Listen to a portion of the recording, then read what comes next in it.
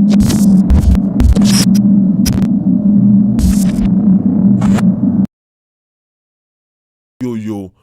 it's your boy Felix, and welcome back to my YouTube channel. First of all, I want to apologize for not being consistent with my upload on my channel. I had a project I was working on that took a lot of my time, but now I'm back on this channel and expect more interesting and frequent videos in the future. So without further ado, let's jump right into the topic of today. Today, I'll be analyzing the pounds USD market. So whenever I'm analyzing the market, the first thing I always do is to go to the highest time frame. In this case, TradingView gives 12-month time frame, which is a monthly time frame also. And try to look at the market. What is the market doing? Is it making higher highs, higher lows, lower lows, and lower highs, or is it moving in the range? In case you want to know more about market structure, I would recommend you watch my other videos on my channel to give you a comprehensive understanding of market structure. So just to give a recap of what I explained. So a ranging market moves up and down within two barriers. So if the market is consolidating or ranging, what you're going to say is the market making this move. So it's moving up and down between two barriers. So at this area you buy, at this area you sell. A lot of people buy at this area, you sell. So you have a resistance and an area of resistance and area of support, and the market moving to and fro between this area of resistance and support. On the other hand, you have a trending market, and in the trending market, either you have an uptrend or you have a downtrend. So an uptrend unfolds in a 5-wave pattern. It's 1, 2, 3, 4, 5. Change the color to white. And vice versa for a downtrend. A downtrend unfolds in a 5-wave pattern. So 1, 2, 3, 4, 5. So you can see this is an uptrend and this is a downtrend. So when looking at this market from the highest time frame, what can you actually see? What is the market making? That's the question you should ask yourself. Always ask yourself questions when analyzing the market. What can I see in the market? What is it telling me?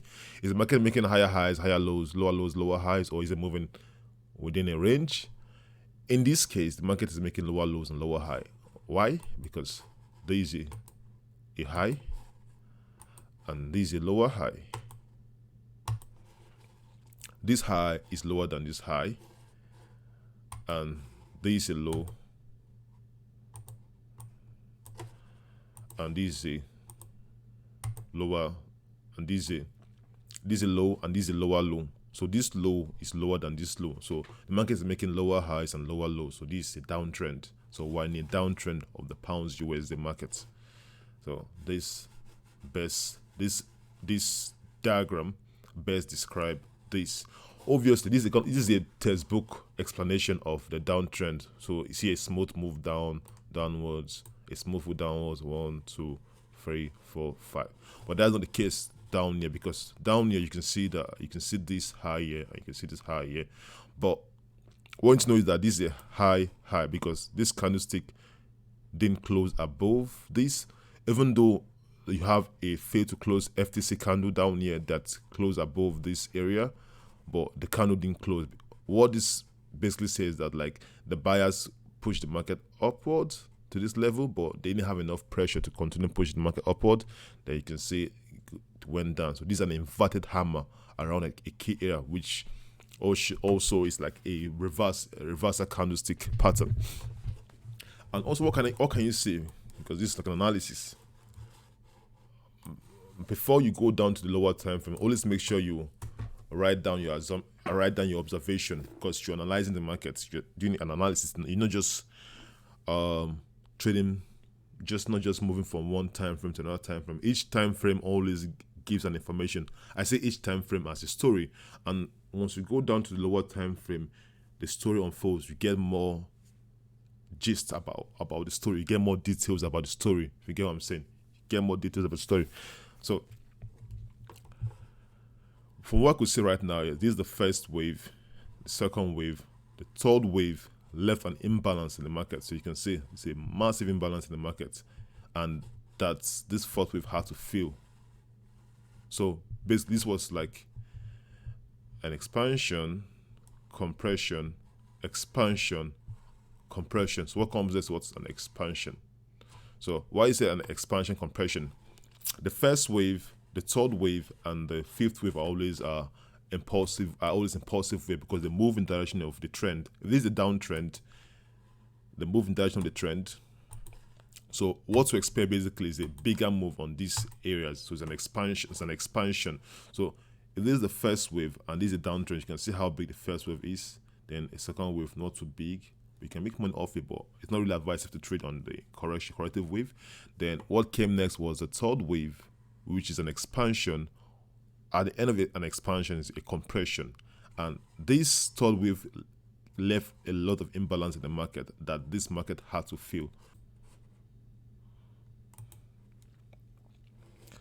So a lot of imbalance was left in this market that has to be filled. And when looking at the imbalance, you have you measure from week to week. So there's an imbalance here, down here, and down here. And also you can use your Fibonacci retracement for guidance as well. So you only take areas, you only take trades where the market is in a premium or discount. So when selling, you sell at premium. When buying, you buy at discount. So you sell where the price at premium, where the price is high. That's where you sell to make more profit. So on the Fibonacci retracement to any point from the 50%, from this 0.5 or 50% upward, is a premium. So at this area, 50% upward, that's where you should be looking for buying, for selling opportunities. So you can see what happened. What came next was, this was the 50% line, 60, 70. The market attained a form of rejection around this area. So we can see that there was a candlestick that triggered this move downwards. Why? This was the candlestick that rejected this area of imbalance. It's an imbalance area because when doing imbalance, you do it from week to week. So this is the first week. This is the base of this candle, and this is the wick of the candle. So this was the imbalance to have only sellers present in this area. So the market has to move towards balancing the markets. It's impossible for you to have just only seller in the market. The market has to have a balance between buyers and sellers. So in case where you have only buyers, the market has to correct itself to make sure that there's sellers present in that area. So that's basically what's happening. So you can see what happened here. See, down here, you had all just sellers. What happened? The market came, it corrected itself, to put buyers back in the markets. And what came next? An explosion or an expansion. What came out again that at this area you had just sellers in the market, mainly sellers in the market. The market had then mitigated or corrected towards introducing more buyers in the market, in order to make the market balanced and stable. So this is just like the 12-month time frame. We can't really take any trade on this 12-month time frame because it covered a lot of pips down here. If you can measure how much pips down here, this is like 15,297 pips, which is a lot, so you have to go to the lower time frame. But right now we've been able to get the overall structure of the market, which is the first wave, second wave, third wave, the fourth wave, and the fifth wave. Now on this fifth wave, this is a 5-wave pattern because it's an impulsive wave. It moves in direction of the trend. I told you impulsive waves are the waves you should be paying attention to because that's the wave that covers a lot of distance or covers a lot of pips in the market. So if this is the first wave, second, third, fourth, and the fifth wave, this is the 5-wave pattern. Wave 1, wave 3, and wave 5 are 5-wave pattern because they're impulsive wave. Wave 2 and wave 4 are corrective wave, usually are 3-wave patterns. So right now we should expect a 5-wave pattern. Already I could see that this is the first wave because why? The market took out liquidity from this area. Why did I say liquidity?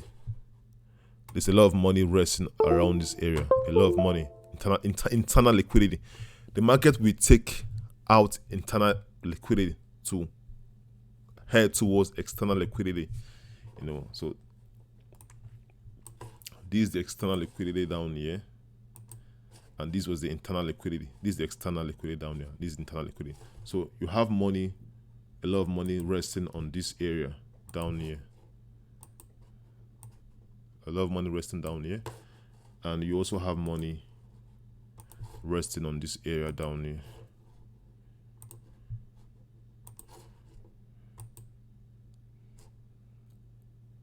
So what came in was like, at this area you have some guys that have open positions with a stop loss around here, and at this area they were all in profit, they were all happy, they're in profits, and the market attained a resistance around this region, and that led to a retracement.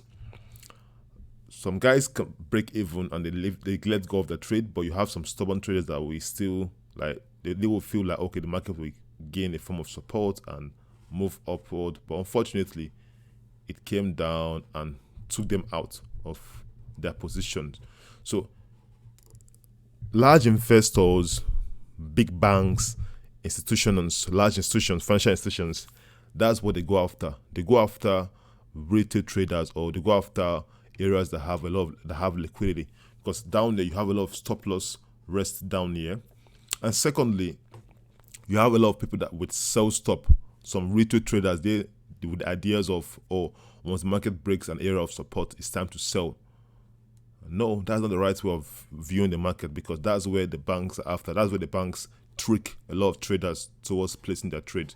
So the market's after. You look at what happened. Look at the wick that came down here and took out a lot of trades. So a lot of people that have sell stop placed around there on hopes that when the market breaks this area, that trade will get triggered into a sell position.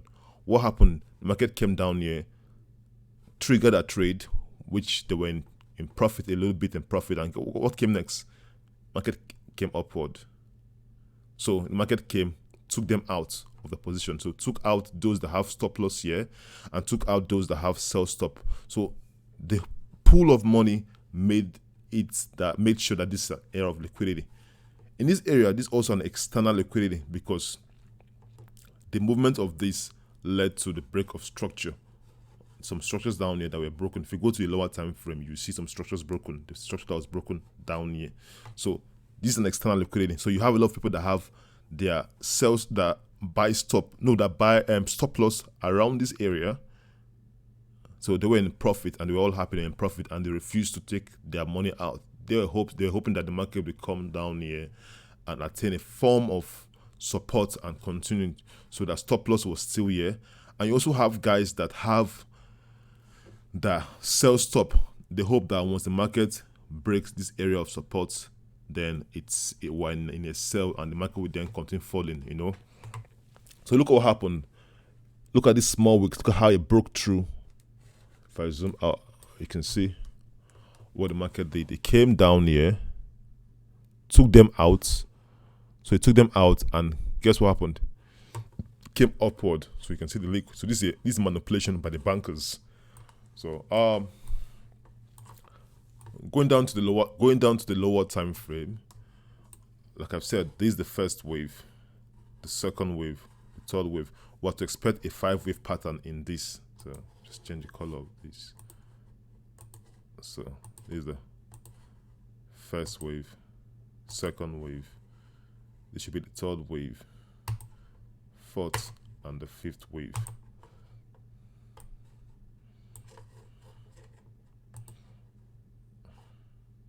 So this is just a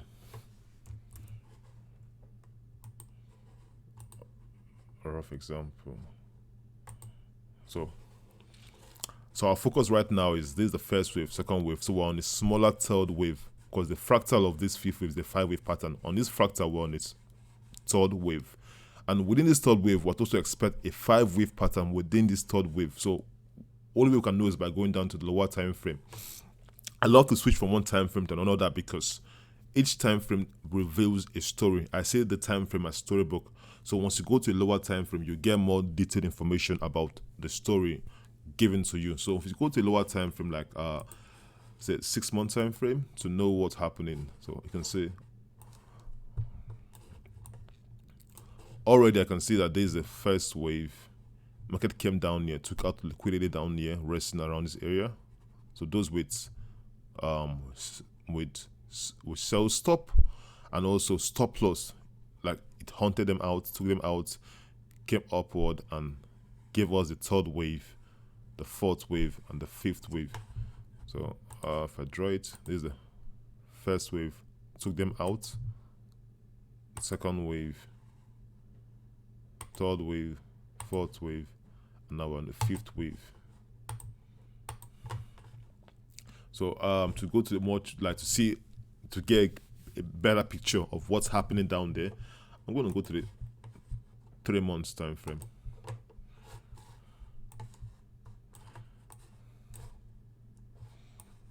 So we need to establish that now these are, it's like what I said, the first wave came down, took out the liquidity resting down here. So there's a small internal liquidity resting down here.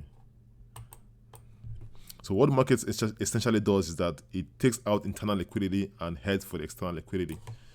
So this is an external liquidity. So it will take out all the liquidity resting down here and head towards this external liquidity resting around this area down here. So this is the first wave, second wave, third, the fourth, and the fifth wave. Our point of interest right now is on this fifth wave, this smaller fifth wave, which is the 5 wave pattern. So what I'm going to do right now is I'm going to delete everything to make our stuff look clearer and draw this properly. It's 1, 2, 3, 4, and 5. So still, this is our first wave, second, third, fourth, and fifth. Our point of interest right now is still on this smaller fifth wave. So that's how it is. Like I said, the market gives you, it's like a storybook, and the lower you go in time frame, lower you go on the time frames, you get more information. So I have to go to the lower time frame to know what's also happening down here. So the monthly time frame. So now this was happening. I get my trend channel to get the various wave patterns. You can see the rejection down here. So this is the end of the third wave. So get my drawing tool. This 1, 2, 3, 4, 5. This color. Is it advisable to trade on the monthly time frame? Yes, you can if you're a swing trader, but still it's like a lot of pips covered and you have to wait for ages for the market to move. So do you want me to be doing that? So that's why you have to go to the lower time frame. You can see how many pips. This is like 2,000, 200, 2,000, over 2,000 pips. Imagine you're dealing with trading on this time frame with that large number of pips. It means your stop loss has to be really, really high, which is not advisable to do. So you go down to the lower time frame to know what's happening. But already we're on the fifth wave also, which is also a 5 wave pattern. So to expect a 5 wave pattern, already I can see this here. It is 1, 2, 3, 4, 5. Put this in a white color. But to be sure, I'll go down to the weekly time frame.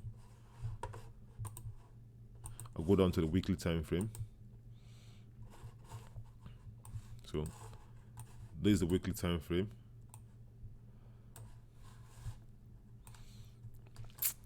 So what I can do right now is to delete everything. Now this is our area of interest. Now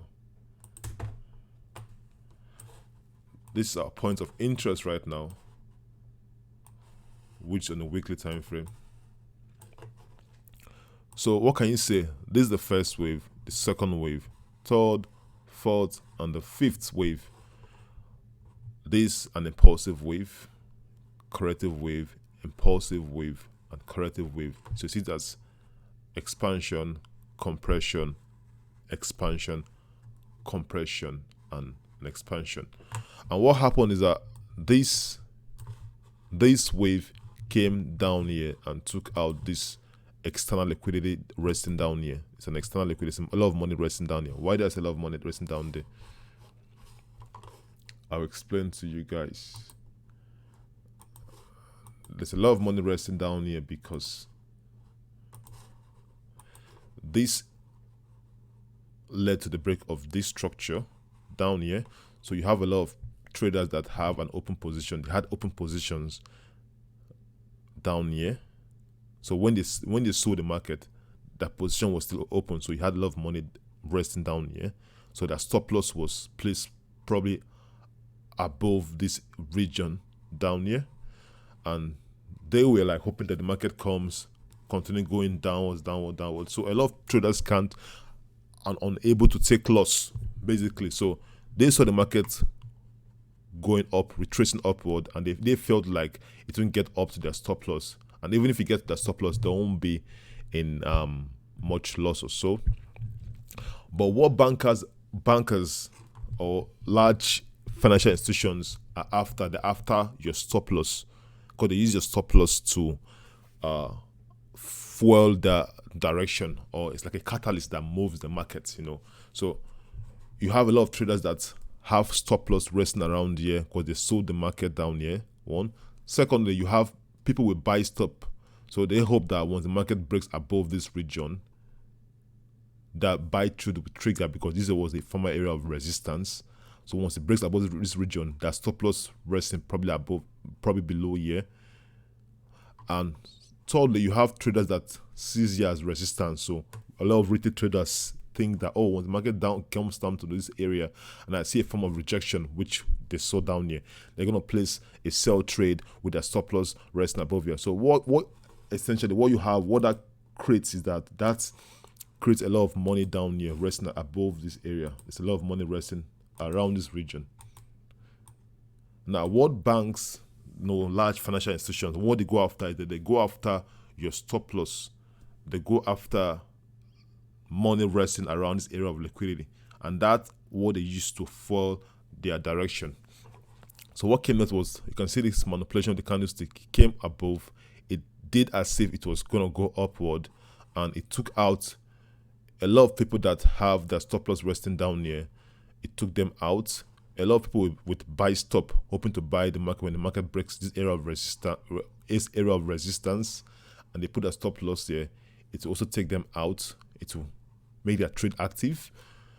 And those with resistance traders, that short the market as soon as the market got to this area of resistance, it took them out with their stop loss around it. It took them out, and that's what led the market to reverse. And the fourth wave is a corrective wave pattern. So this is like an ABC pattern. This is an ABC pattern.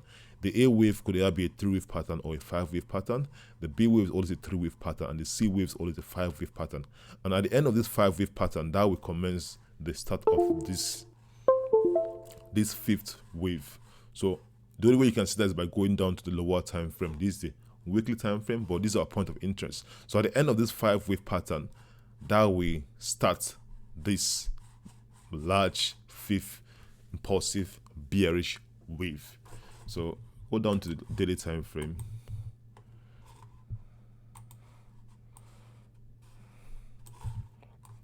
What can you see already? The market is making higher highs and higher lows. So the 5-wave pattern, was expect a 5-wave pattern. This is the first wave, second wave, third wave, fourth wave, and the 5th wave.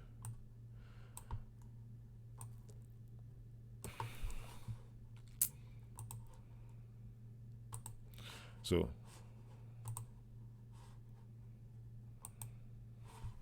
the 5th wave. So right now we're on this smaller 5th wave. The end of this smaller 5th wave, we start the beginning of this bearish move. So what happens is that we have to look for break of structures of this 5th wave. So we want the break of a major structure. So if we go down to the 4 hours time frame,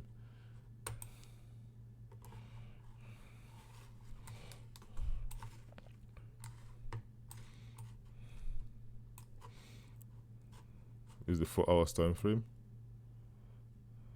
So this is the first wave, second, third, fourth, and fifth.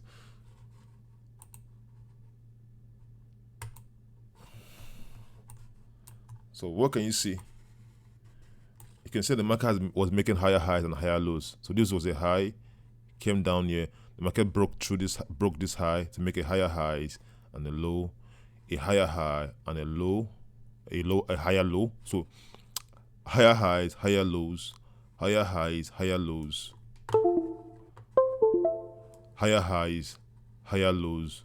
What comes next? What's a higher high, and what should come next? What's a higher low? But instead, what happens is that you can see that the market is already like around this area already. You know, it's almost broken the structure. Instead of to make a higher low, you can see that the market has not, I wouldn't say broke structure, but it's already down so low. It's a very deep retracement. So meaning it's safe to say that the market has already, there's a change of order flow in the market. So instead of it making higher highs, higher lows, instead you got a higher high and now a low that is most likely going to break the previous low, which is against the rule for an uptrend. And that already should tell you that the market is heading for a reversal. So in taking this trade, where should your target level be? I posted a video on my Instagram story about how I took this trade, and I'm swinging this trade. I'm just using just $4 to swing this trade because I'm taking a swing position, and my target level will be by going down to the highest time frame. So if I take this trade, if I take a short trade, my target level will be at short position. Let's say I zoom in. This is my stop loss. Yeah, stop loss. Take a trade down here. Take a trade down here. Target level will be at if I'm swinging this trade, I'll be swinging all the way down to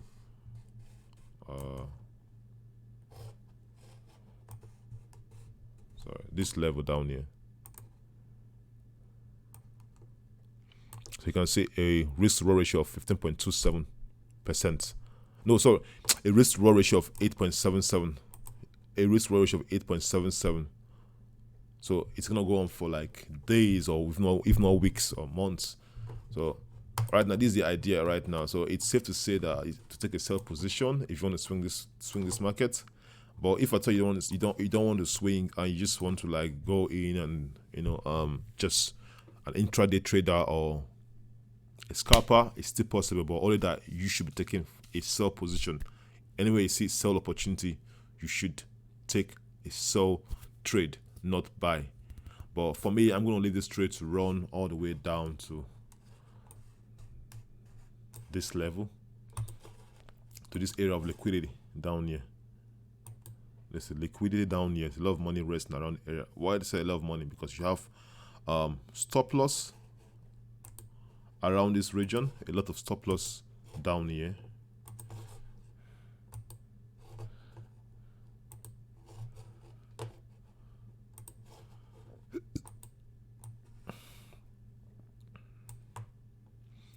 And you also have sell stop also resting around here, because a lot of people hoping that once the market breaks this area of support, they keep on going downwards, So my target level is around this area down here. So I took a trade down here and I hope that the market goes down to this level of this trade. And that's the analysis for today, guys. And thank you guys, and stay tuned for my next video in the future. Thank you.